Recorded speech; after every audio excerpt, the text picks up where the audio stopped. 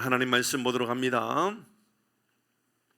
에스라 5장 11절에서 마지막 17절까지 말씀 보도록 합니다.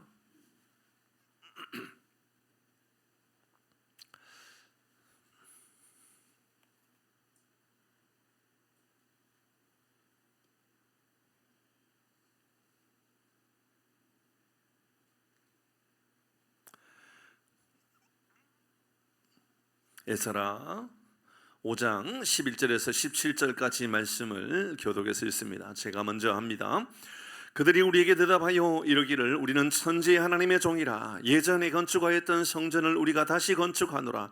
이는 본래 이스라엘의 큰 왕이 건축하여 완공한 것이었으나 우리 조상들이 하늘에 계신 하나님을 노엽게 하였으므로 하나님이 그들을 갈대아 사람 바벨론 왕 느부갓네살의 손에 넘기심에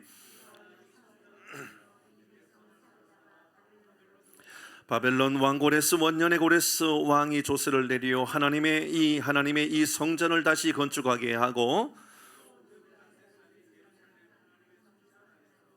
금, 은 그릇을 옮겨다가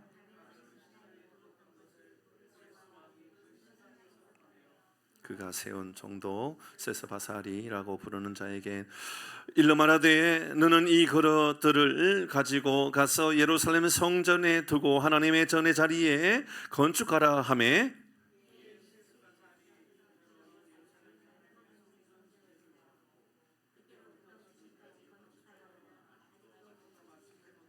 같이 합니다. 이제 왕께서 좋게 여기시거든 바벨론 왕의 보물 전각에서 조사하사 과연 고레스 왕이 조서를 내려 하나님의 이 성전을 예루살렘에 다시 건축하라 하셨는지 보시고 왕은 이 일에 대하여 왕의 기쁘신 뜻을 우리에게 보이소서 하였더라. 아멘. 아멘. 오늘은 나는 하나님의 종입니다 라는 제목으로 말씀을 먼저 좀 나누도록 하겠습니다. 여러분, 우리는 에스라 4장 이후에 이제 황폐해졌고 많은 방해하는 사람들로 인하여 성전의 재건이, 예배의 재건이, 공동체의 재건이 멈춰졌었지만 5장 말씀에 이르러서 다시 성전이 재건되어지고 다시 15, 16년 만에 다시 성전이 어떻게 재건되어질 수 있었는가, 어떻게 예배가 다시 회복되어질 수 있었는가, 어떻게 교회가 다시 회복되어질 수 있었는가, 1절의 말씀이었죠. 같이 합니다. 시작. 선지자들 곧 선지자 학개와 이또의 손자 스가랴가 이스라엘의 하나님 이름으로 유다와 예루살렘에 거주하는 유다 사람들에게 하나님의 말씀이 선포되어졌다라는 겁니다. 여러분, 진짜 부흥은 하나님의 말씀이 선포되어지는 것이요, 진짜 부흥은 하나님의 말씀이 다시 우리의 삶에 회복되어지는 것, 예배가 회복되어지는 것, 이것이 진짜 회복이라는 것입니다. 사랑하는 교회 여러분, 하나님의 음성이, 하나님의 말씀이 잘 들려지는 삶을 살아갈 수 있기를 바랍니다. 저는 이제 다음 주에 하나님의 말씀을 또 나누면서 살아계신 하나님의 말씀이 우리에게 이게 하나님의 음성인지 사람의 말인지 사단의 말인지 구별하게 하는 방법들이 뭘까를 좀 열심히 연구하고 조사하고 확인하고 있습니다. 처음에는 4개로 시작했습니다. 하나님의 음성인가 사람의 말인가 4개 정도로 처음에는 연구하고 준비했었습니다. 지금 오늘까지 찾아낸 게 11가지입니다.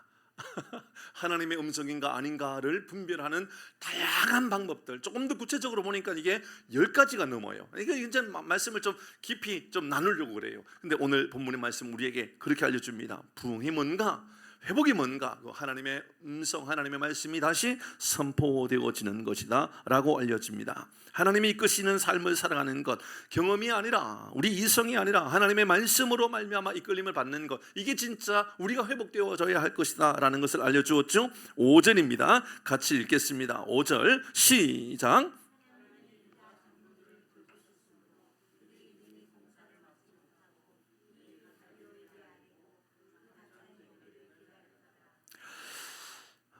하나님이 돌보셨다라는 겁니다. 그래서 그들은 하나님의 말씀이 선포되어진 이후에 그들이 깨달았던 가장 위대한 고백은 하나님이 돌보고 계시는구나.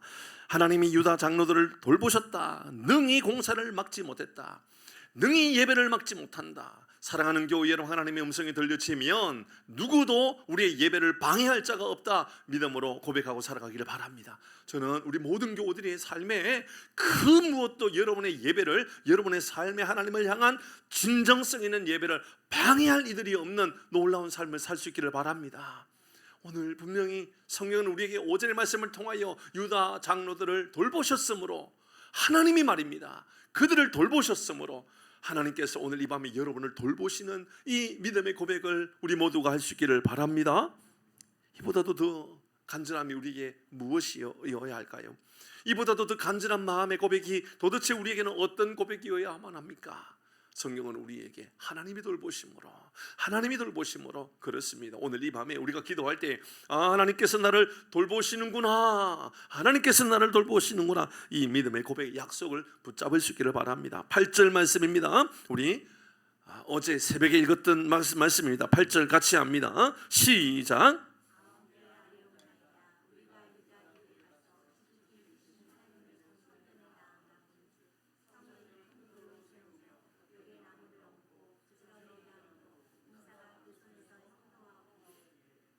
자, 처음에는 하나님의 말씀이 선포되어졌습니다. 그죠? 그래서 회복되어졌다 그랬습니다. 그러니까 그들이 하나님이 돌보신다는 것을 깨닫게 되었어요. 누구도 막을 수가 없습니다. 그리고 나면 우리가 해야 되는 삶의 모습은요, 성실함. 정말 열심히 살아가야 되는 거예요. 하나님께서 우리에게 맡겨주신 곳에서 열심을 다해서 살아가야 돼요. 그게 하나님께서 우리에게 약속하신 바인 거예요. 저도 목회를 성실하게 해야 되는 것이고요, 여러분 성도인 여러분들도요, 여러분의 삶의 자리에서 최선을 다해서 살아가려고 애를 써야 돼요. 여러분, 우리는 세상 사람들과 똑같이 40까지 이제 이 나이를 불태우고 이제 40 이후에 50대부터는 이제 마음껏 놀고 살아가야 된다, 그러면 안 돼요. 우리는 마음껏 놀고 살아가야 되겠다가 아니라 주님 부르시는 그날까지 일할 수 있는 능력, 일할 수 있는 체력, 일할 수 있는 사명을 내게 해 주옵소서, 이런 고백을 가지고 살아가기를 바랍니다. 그래야 돼요. 여러분 아무리 나이가 많아져도요, 하나님 앞에 우리가 사명이 없는 사람은 없습니다. 누구든지 다 사명이 있습니다. 여러분 가정에서도 사명이 있을 것이고요, 교회에서도 사명이 있을 것이고요, 우리의 삶의 자리에서도요 다 사명이 있는 겁니다. 그러니까 어떤 모습이 나타납니까? 보세요. 왕께 아뢰옵나니, 누가 말을 하냐면 이제 이 교회 건물을, 이 재건을 방해하는 사마리아 사람들 말 아닙니까? 그들이요 이렇게 말합니다. 우리가 유다 도에 가서 지극히 크신 하나님의 성전을 나아가 본즉 보았습니다. 그러니까는 유다 사람들이 어떻게 하고 있느냐면 성전에 큰 돌을 세우고 벽에 나무를 얹고 그 다음에요 부지런히 일함으로 어떻게 일했다고요? 부지런히 일했단 말입니다. 공사가 그 손에서 형통하옵기에.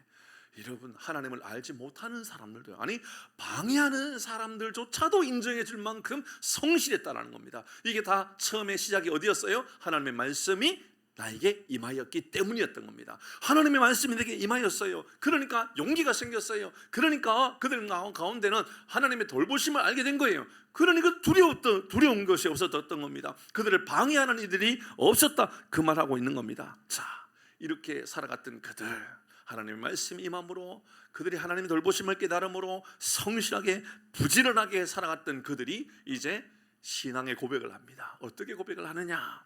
여러분, 이것이 우리의 고백이 되어야 될 줄 믿습니다. 우리도 이렇게 고백하고 살아야 됩니다. 자, 11절 말씀, 오늘 고백 어떻게 고백하고 시작하는가 같이 합니다. 시작. 그들이 우리에게 대답하여 이르기를 우리는 천지의 하나님의 종이라 됐습니다. 여러분, 줄을 그어 놓으시든지 형광펜으로 색깔을 칠해 놓으시든지 여러분 어떻게든지 체크해 놓으셔야 될 중요한 단어입니다. 우리는 누가요? 우리는 어떤 사람인가? 공사 잘하는 사람이 아니에요. 우리는 능력 있는 사람이 아니에요. 우리는 실력 있는 사람이 아니에요. 우리 경험이 많은 사람이 아니에요. 우리는 뭐 대단한 능력을 가지고 있는 사람이 아니에요. 이렇게 말합니다. 천지의 하나님의 뭐라고요? 종입니다. 사랑하는 교회 여러분, 이것이 여러분의 정체성이 되기를 바랍니다. 우리의 정체성은 바로 이런 고백이 돼야 돼요. 하나님, 저는 하나님의 종입니다. 그렇습니다. 이것이 바로 그들의 신앙 고백과 같은 것입니다. 우리는 세상의 정체성이 있죠. 어떤 이들은 나는 사학가입니다, 나는 학생입니다, 나는 교사입니다, 나는 직장인입니다, 나는 시장의 상인입니다. 뭐 이런저런 이야기거리들. 그러니까 나의 정체성이라는 게 있을 겁니다. 가정에서는요, 가정의 정체성이 있겠죠. 나는 아버지입니다. 나는 아들입니다. 나는 뭐 맏입니다. 나는 둘째입니다. 나는 막내입니다. 뭐 여러 가지 있겠죠. 혈통으로도 있겠습니다. 혈통으로도 나는 유다인입니다. 나는 예루살렘 사람입니다. 나는 히브리입니다. 나는 이스라엘 사람입니다. 나는 한국 사람입니다. 여러분의 신분이라고 하는 것도 다 있지 않습니까?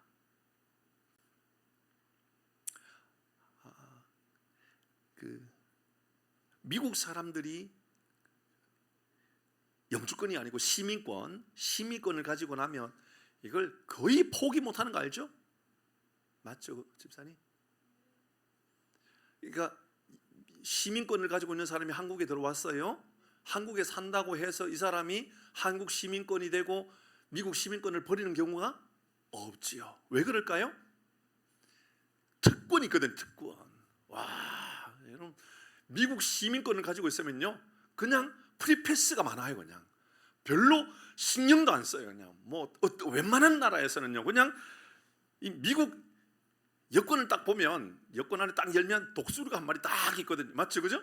독수리가 딱 있어요. 그 여권을 딱 보는 순간 뭐 대화도 안 해요. 그냥 그럼 뭐 별로 뭐 검사도 안 하고 그냥 딱 듣고 그냥 줘요. 그냥 바로 그냥 가라 그래요. 들어가는 길도 다른 경우들이 많아요. 하물며 미국 시민권만 가지고 있어도요, 그냥 프리패스 해버리는 이런 경우들도 얼마나 많이 있는지 모르는데, 근데 오늘 성경은 이렇게 이야기하고 있어요. 천지의 하나님의 종이라. 그들은 이런 고백을 가지고 살아간단 말입니다. 사랑하는 교회 여러분 어디 가서 여러분 소개할 때 어떻게 고백하고 있습니까? 나는 누구라고 소개하고 있습니까? 나는 어떤 사람이라고. 어떤 이들은 자기를 소개하라 그러면 뭐 아내를 소개하고 뭐 아들을 소개하고 뭐 아들은 뭐하고 뭐 이런 이야기를 해요. 그 다 자랑으로 이야기하죠. 그런데 여러분, 종이라고 말합니다. 하나님의 종입니다. 여러분, 종이 자랑할 만한 신분인가요? 종이라는 게 자랑할 만한 신분이에요? 아니지요. 그런데 여러분, 그들은 하나님의 종이라고 하는 것은 특권이라는 것을 가지고 있었단 말입니다. 하나님의 종이라고 하는 것은 세상에 줄 수 없는 위대한 신분이라는 것을 그들이 가지고 있었다, 그 말을 하고 있는 겁니다. 종은요, 자기 의지가 없거든요. 종은요, 자기 주관이 없거든요. 종은요, 오직 주인의 인도만 따르는 사람입니다. 그런데 그들은 나는 종이라고, 하나님의 종이라고 이야기하고 있습니다. 왜 그럴까요? 모든 것들이 하나님의 인도하심으로 말미암아 모든 것들이 진행되어지고 있다라고 그들이 말하고 있다, 그 말입니다. 사랑하는 교회 여러분, 우리의 삶에도 하나님, 저는 하나님의 종입니다. 하나님, 저는 하나님의 사람입니다. 이런 분명한 신분의 고백을 가지고 살아가는 우리 모두가 되기를 주의 이름으로 축복합니다. 베드로전서 2장 9절입니다. 같이 합니다. 베드로전서 2장 9절 시작.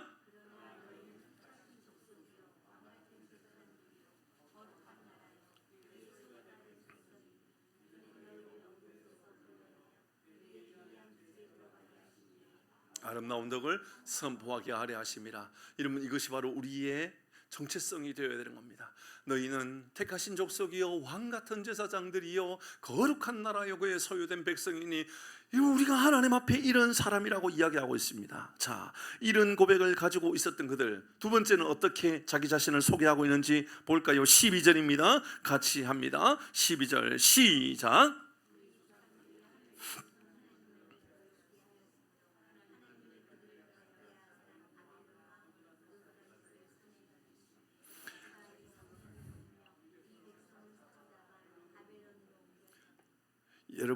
여러분 스스로가, 우리 스스로가 나의 연약함을 이야기하고 나의 부끄러움과 나의 죄악을 이야기하는 것은 어려운 일입니다. 나의 부족함을, 나의 추한 것들을 누군가에게 이야기하고 살아가는 것은 어려운 일이에요. 그런데 나는 하나님 앞에 종입니다. 천지를 지으신 하나님의 종입니다라고 믿음으로 고백했던 그들은요, 두 번째는 어떻게 말하냐면 나는 죄인입니다. 우리는 연약한 사람입니다. 하나님의 도우심이 없이는 우리는 아무것도 아닙니다. 그러니까 우리 조상들이 하늘에 계신 하나님을 노엽게 하였으므로, 이 말은 우리 조상들이 죄를 지었으므로 바로 우리가 그런 죄인의 백성의 삶을 살아가고 있었다라고 말하고 있었던 것이죠. 간혹 어떤 이들은 나의 연약함을 이야기하기보다는 나의 연약함이 이루어지게 될 수밖에 없었던 핑계거리를 이야기합니다. 예를 들어서 이스라엘 백성들은 출애굽할 때 누구를 핑계를 대느냐면 모세를 핑계를 대요.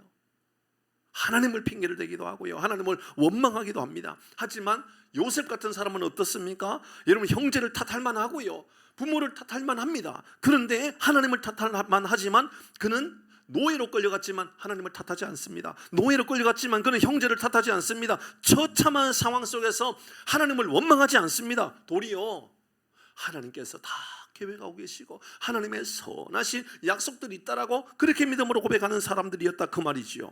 오늘 하나님의 말씀에는요, 그들이 자신이 민족의 죄를 고백하고 있는 모습을 우리에게 알려주고 있습니다. 다윗, 우리가 계속해서 여러 번 나누었지만 다윗도 하나님께서 내 마음이 합한 자다라고 말하는 것은 그가 부족함이 없다라는 말이 아니라고 얼마나 많이 했습니까? 그가 여러분 온전한 사람이기 때문에 하나님께서 그를 내 마음이 합하다라고 말하지 않았고, 도리어 그의 죄에 대하여 이야기할 때마다 내가 죽을 죄인이라고, 나는 악한 사람이라고 그렇게 고백할 때에 그 죄를 숨기려고 애를 쓴 것이 아니라 그 죄를 하나님 앞에 고백하려고 애를 썼더니 하나님께서 그를 인정해 주시고 하나님께서 그에게 은혜를 베풀어 주셔서 하나님의 위대한 일들을 감당하는 사람으로 세워주셨다, 그 말 아닙니까? 요한 1서 1장 9절입니다 시작. 만일 우리가 우리 죄를 자복하면 그는 미쁘시고 의로우사 우리 죄를 사하시며. 사랑하는 교회 여러분, 오늘 이 밤에도 우리가 우리 죄를 고백할 줄 알므로 말미암아 우리의 죄를 깨끗하게 해주시고 하나님의 사람으로 다시 쓰임받는 은혜가 있기를 주의 이름으로 축복합니다.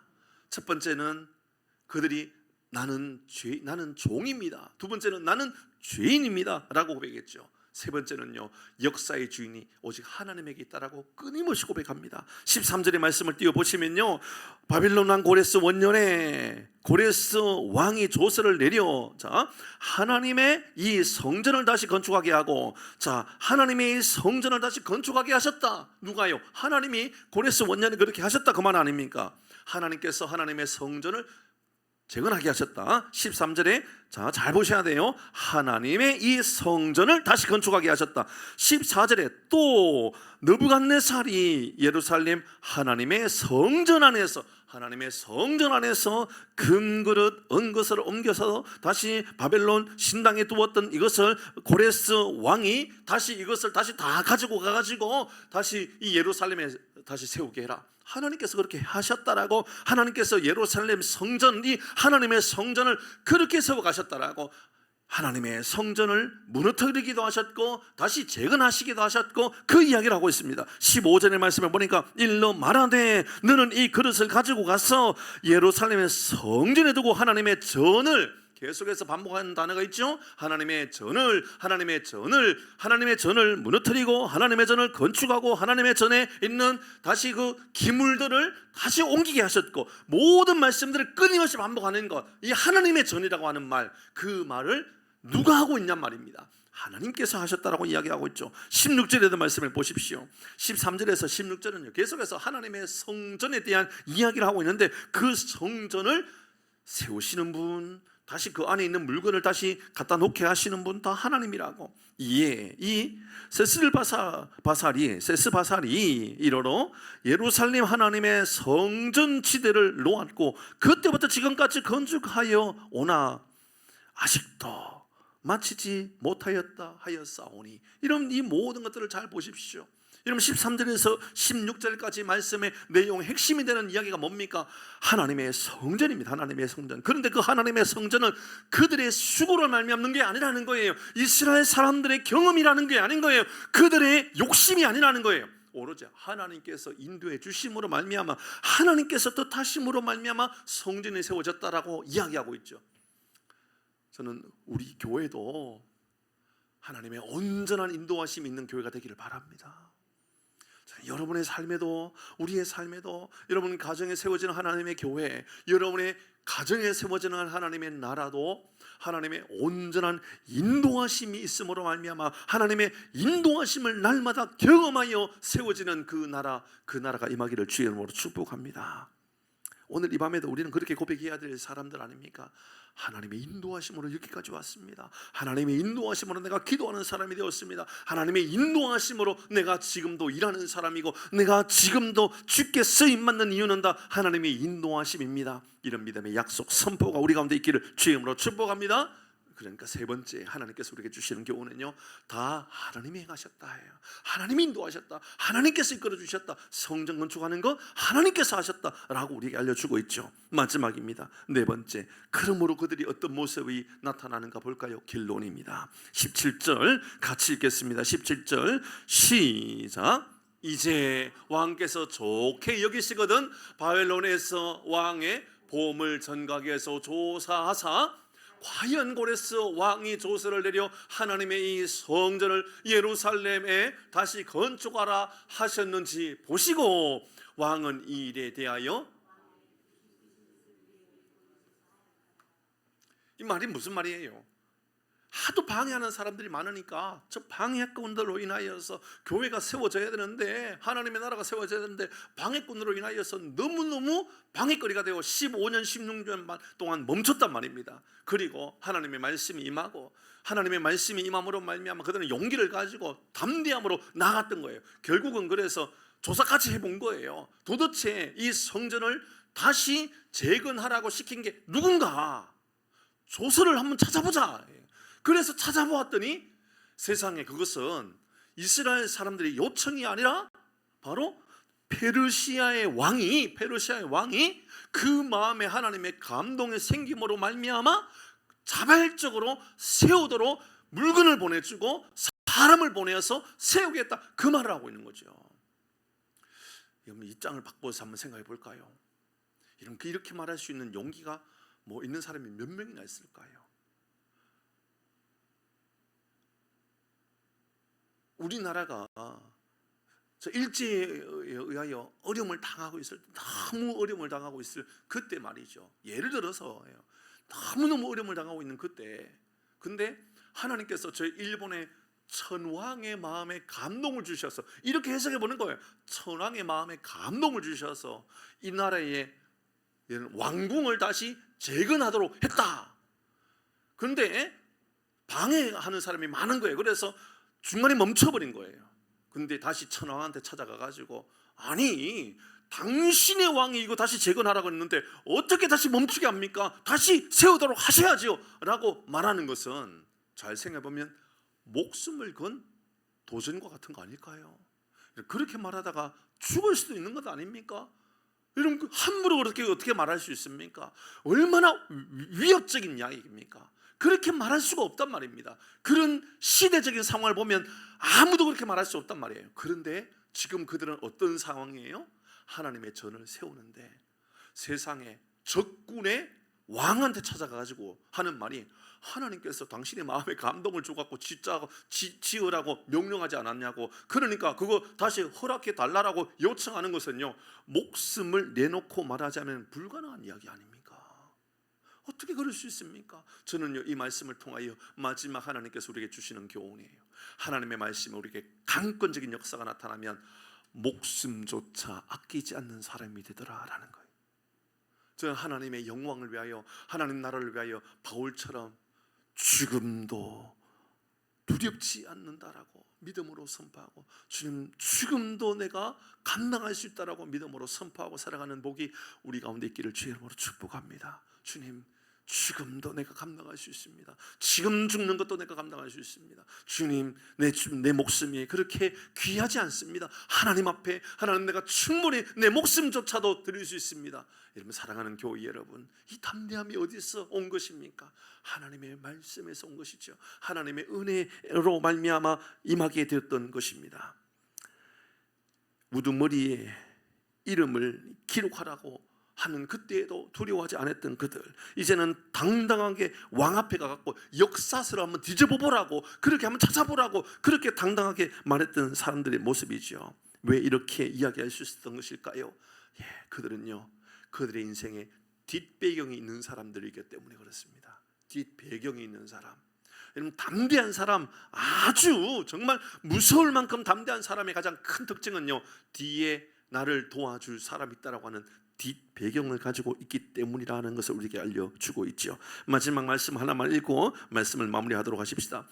로마서 8장 31절입니다. 같이 합니다. 로마서 8장 31절 시작.